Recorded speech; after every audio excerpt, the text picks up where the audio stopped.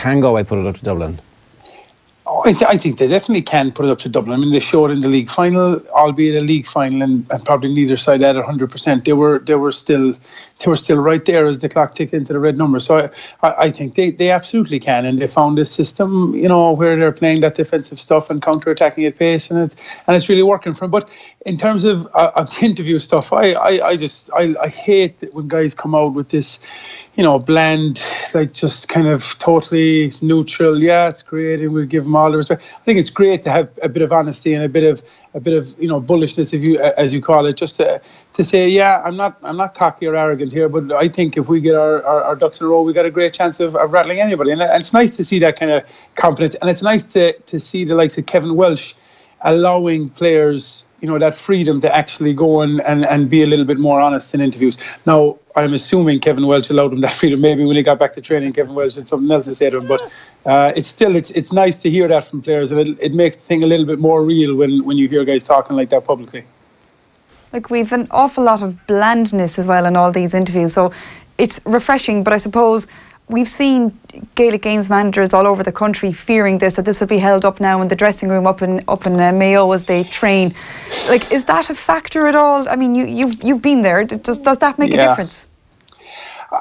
I mean, you never want to say stuff that is going to be thrown back in your face, because obviously, if Galway go and play Dublin the next time they play and Dublin beat them by 20 points, people will be regurgitating what Comer said and how we can beat Dublin and all this. So you never want to give people ammunition to fire back at you, obviously. But I mean, if you genuinely believe it, and you're not being completely outlandish. I mean, if Galway had been beaten by 15 points by Dublin in the league final, Comer couldn't come out saying this stuff. But obviously there's a belief and there's a confidence growing within that Galway squad that, we can rattle the best teams out there, and this is how I feel right now, and I'm actually going to answer the question as honestly as I can. And you have to respect that, and the whole nature of it is just, you don't want to give people ammunition, but I mean, if you believe it and you feel you're going the right direction, then it's great. I love it. I like to hear a guy talking with that kind of confidence. Yeah, part of this is fake it till you make it, right? Part of this is actually talking yourself into actually believing that you're not already beaten by Dublin when you go out to play them. 100%. Yeah, and I mean, I don't think, like, I don't know Damien Comer very well. The guy's playing unbelievable football, but I don't think he's even, I don't think it's a psychological thing. I think he actually just believes what he's saying. I think he believes that in the setup they have, in the team they have, in the direction they're going, I think he believes that, we're actually capable of beating the best team in the country, a team undefeated for a number of years, and I think it's really genuine and it's really refreshing, and it's nice again because you've got counties now, no more than Dublin and other counties that have media managers, and their guys are trained what to say and what not to say, and it's like we've got Galway kind of just on the way up on that curve before that stuff has infiltrated their whole campaign, and it's fresh and it's new and it's nice to hear. Absolutely, and as well as that as well, if anything, in the last year or so, we've learned that Dublin, while Mayo didn't manage to beat them, Galway didn't manage to beat them in the league, but it showed that they're not invincible. And I suppose maybe this is just another way to put another chink in that armour as well, and show that teams do believe they're going in, and it's good for the fans to see as well, and it's good for those of us who are paying tickets to go in to see that teams are going in with the belief. It's not just going in, I'm sure the Dubs are going to do it again. Yeah, absolutely. And look, I mean, at the moment they probably are invincible because they haven't been toppled in a championship game in whatever it is, 3 or 4 years. But absolutely, you want teams, and it looks like that gap has narrowed a little bit. Especially this year, there's a lot of teams that seem to be getting a little bit closer to them. But the real test of it obviously will come when we get to August and we get to the Super 8s and semi-finals and finals. And look, they're still the best team in the country by some distance. I mean, the fact that they've won so many finals and big games by small, tight margins, I think is an even, it's an even better thing for them. If they were blowing out everybody by 10 or 20 points, that's one thing. But the fact that they have such composure and such ability in the last 5 minutes of a game that's so crucial, I think that just marks them out as even more impressive in my book. But look, until somebody topples them, they're obviously the team to beat. But again, it's just only a small thing. But it's nice to hear. It's nice to hear from the point of view of from where we are now, people that aren't actually playing the game. It's nice to hear guys coming out and saying, yeah, look, we're training just as hard. We're doing all the work we're supposed to be doing. We think we found something here that's going to really work for us. And yeah, we fancy giving them a rattle. And look, they have enough to do now to beat Mayo in a couple of weeks' time. And maybe, if they get beat by Mayo, people will be talking about Comer, shouldn't have been talking about Dublin. But look, he was asked the question. The guy answered the question as honestly as he could. Yeah, let's just talk briefly about Galway then. Where are they? Because if you think back to this time 12 months ago, they were in a Division 2 league final against Kildare that everybody said was one of the worst games they'd ever seen in Croke Park. Yet here they are 12 months on and we're talking about them being realistic, maybe not All-Ireland contenders, but it's certainly a team who can go deep into the summertime and, will cause significant difficulties for anybody in Galway if they make the Super 8s. So how have that transformation happened and what's the realistic gauge of where they are? Well, I mean, like the obvious thing is they have made big improvements, obviously, from last year. And I think the biggest thing has been the structural difference between this year and last year. And I mean, I just looked at, I remember that quarter-final last year, I was above it at Kerry against Galway when they were just completely wide open at the back. It was the Donaghy game when we got to go with the left leg, first time ever in his life. So he kicked the ball with his left leg and it flies into the top corner. They just looked wide open at the back and they were torn asunder by the Kerry forwards. Now, there was still a threat going the other way and they were able to create goal chances and take goal chances. But then the next time I saw them was in the league game here in Tralee during this winter, and they were just a completely different team. And they actually looked more like Donegal, circa Jim McGuinness than they did Galway the previous year. And it's just structure there after developing this system really quickly, it seems, where I know it's been mentioned many times now, where they're just playing that little bit more defensive. And they just have such athletes around the middle of the field to be able to get up and down the pitch. That they're just causing teams, an awful lot of problems because it's not something you ever associate with Galway. It's not something Galway ever done before. Have such a kind of a defensive mindset first, and then hit you on the break, and they've just found this, and it's really working for them. And it's not taking from their scoring, which is. When Donegal started the first with Jim McGuinness, it was really defensive and they were winning games 9-8 or 9-7 and then it took a year or two to actually transform into an offensive thing as well, whereas Galway seemed to have that kind of already done. And, the Mayo game is going to be a big test, obviously, now, and that'll probably be a better indicator of exactly where they are, because I'm sure Mayo are loving all this stuff about, Galway being, All-Ireland contenders, and we're all talking about Galway. They must be just, rubbing their hands together, waiting for that game, Yeah, that's the thing. You just mentioned Mayo there as well, about how we've seen articles today written by Mike Finnerty about how Mayo aren't happy about this club championship window there in April, because obviously they're saying it's all well and good the Dubs releasing their players for their club. They're not playing until much later in the summer, whereas we're putting our lads out on the 13th of May. And obviously, as well as that, Mayo, like you said, are probably delighted that they're in the long grass now, where Galway were the last 2 seasons. All of a sudden, they're now Galway on top, and that's exactly what Mayo would love. Yeah, and I mean, Mayo, it just seems to be an annual occurrence now that we're kind of writing off Mayo, and yet every year, they seem to just again come back and find a way to get themselves back to the latter stages of the championship, and they just have that group that people say. I read something there. Was it Chris Barrett or somebody was interviewed, and he was asked about how is it they can keep coming back, and it's the same answer. Like, what else are we supposed to do? We can't pack up tent and just forget about it. So they just have a really talented group of players, obviously, and they got really good leaders inside in their dressing room, and they're going to be thereabouts again. Now the club championship is a different thing. I mean, that's something that the GAA got to sort out, obviously. And if they're going to make April this month, then they got to make the same thing for everybody across the board, and not leave it up to individual county boards to pick and choose, what games they play as such. And at least that way you're creating a little bit more of a level playing field, I suppose, One of the best stories of last summer was the Carlow football team and the success that they had in the championship, first time in generation that they'd managed to win a couple of games back to back and just cause a bit of momentum for themselves.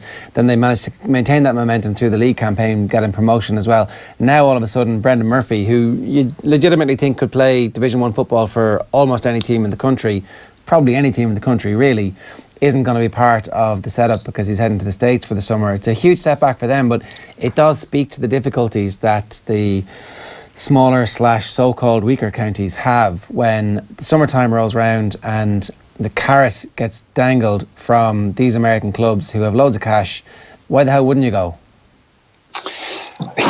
Yeah. I'd love to know where they're getting all the cash. It must be serious money floating around the place over there. But I read Turlough O'Brien yesterday. The manager said, that it doesn't diminish their ambitions for the championship. But I mean, it obviously does. If your best player or one of your very best players, is moving across the water and going playing ball in the States for the summer, it says, look, the championship isn't our priority. And he said the same thing. He said our next big priority is staying in Division 3 next year.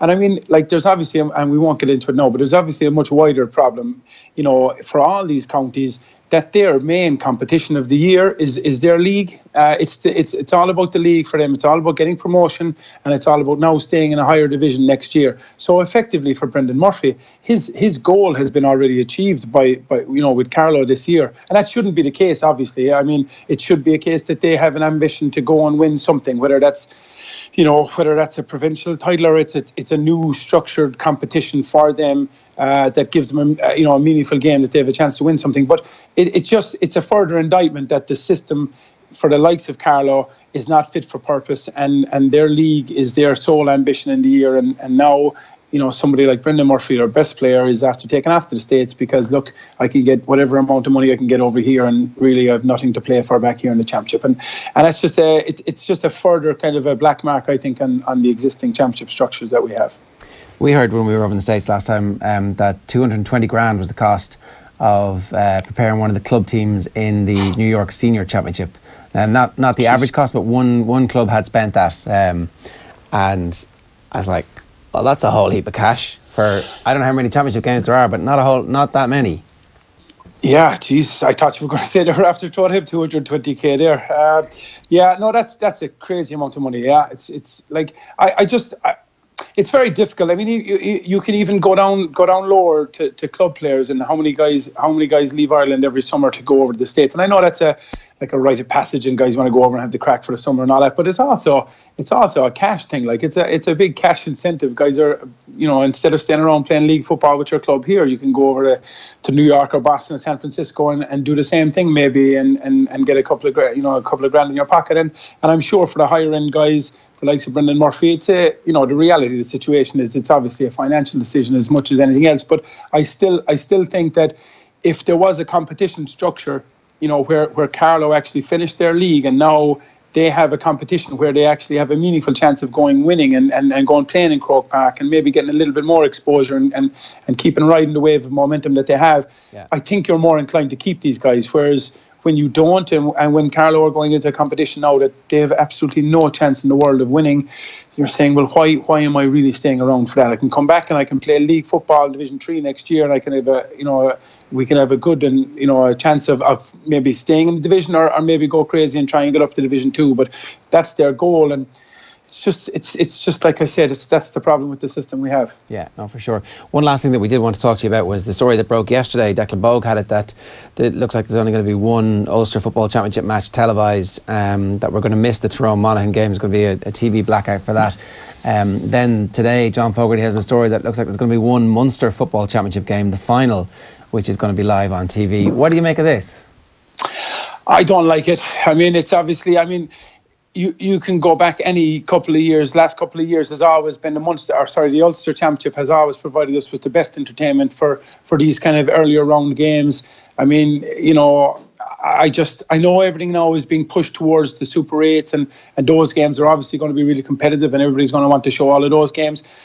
But Jesus, somebody surely should have foreseen this coming down the tracks, that we could have some system in place to be able to watch these games in Ulster, or to a lesser extent maybe the games in Munster. I mean, I still can't understand. And the same thing when you go back to league football. I can't understand how we don't have a facility, whatever way they can want to work it out. And there's plenty of intelligent people in Croke Park or headquarters that can work out these deals.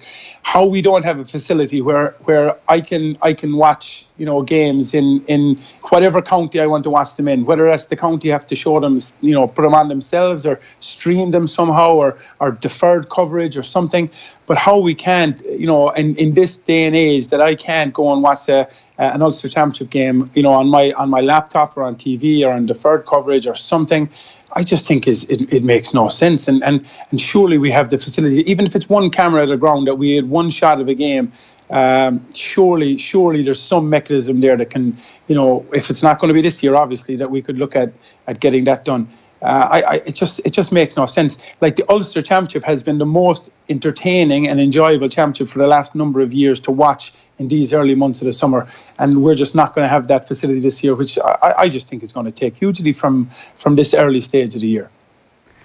As well as that, maybe, I know the mindset was there, it mightn't still be there to the same extent, but there was a fear, you know, amongst GAA people, for the want of a better phrase, that if you televise too many games, people won't go. Now, I know last year gate receipts were up, but that was probably due to Mayo and the run they went on and replays and stuff. But I wonder, is that part of it as well, that, you know, you don't want to show too many of them, because then why would people bother going?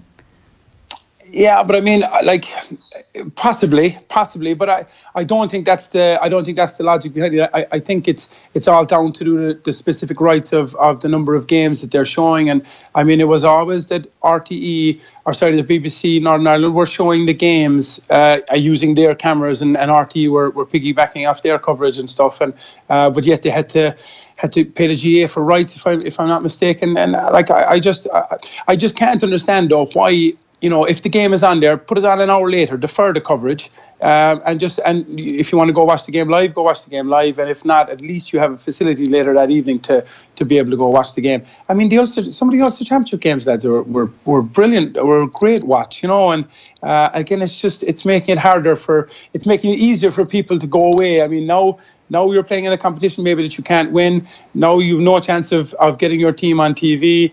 It's just, I just think it's diminishing certainly the early rounds of the competition, and that's not something that we want to do, really. Two things. It strikes me that they were accused of, this Super Race is all about money. You're going to sell more games. There's a chance to get more games on Sky, and they were like, no, that's definitely not going to happen. When actually the right thing to happen would have been say, well, we'll see, and then in year two, if this year everybody wants to see Tyrone Monaghan, everybody goes, okay, we can show more games, and we are going to get more money, and we're going to spend that money on coaches and all the rest of the stuff. And like, it seemed like there was an overreaction to the criticism about the Super 8 being about money, fundamentally, when like ultimately it's about changing the structure of the season.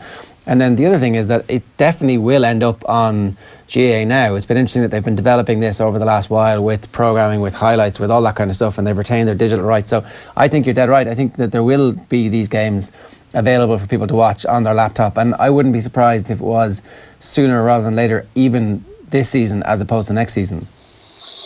And I think that'd be great. I mean, like with the last thing, when you saw that, obviously they kept the rights, or they restricted the rights, so that they will. It seems like they're setting it up that in a year or two that they're going to be, you know, kind of broadcasting the games themselves, or have that facility to do it some way a little bit more in depth themselves. But I think it's definitely going that way, and at least I mean I'd be happy with it, certainly if there was some facility that you're able to catch more of these games. And you know, if it comes, it comes. I'm not sure. Are you saying it might be this year, Jerry? You think? I don't see why not. Those games will have cameras. There will be a broadcast of those games that you can plug in and plug. It's pretty easy. Makes sense. Not the worst thing. Would you be willing to pay any money for it? Personally, I would. Yeah, I'd pay money for it if I had to. I know people will start giving out now that we shouldn't be paying for our national games, but I mean, if it's a facility whereby I can go and watch more games on my laptop or stream it on my TV, personally, I would be willing to pay for it. Yeah. Would people differentiate though between paying the GAA, say, for a stream rather than buying a Sky Sports package for the summer? What's the difference? Yeah, is there one really? I'm not sure. I mean, and you're probably getting more games in the other way, you know. But yeah, look, I'm sure there's going to be still plenty of free-to-air games. But if you want people who, you know, if you want to provide a facility for people who they have an option to watch all the games, or certainly more of the games in full, or in a, you know, some kind of an extended highlights package, and people are willing to pay for that, and you have the facility to do it, then at least why not offer it anyway, you know? Make good stuff. Thanks a million. No bother, guys. Take care.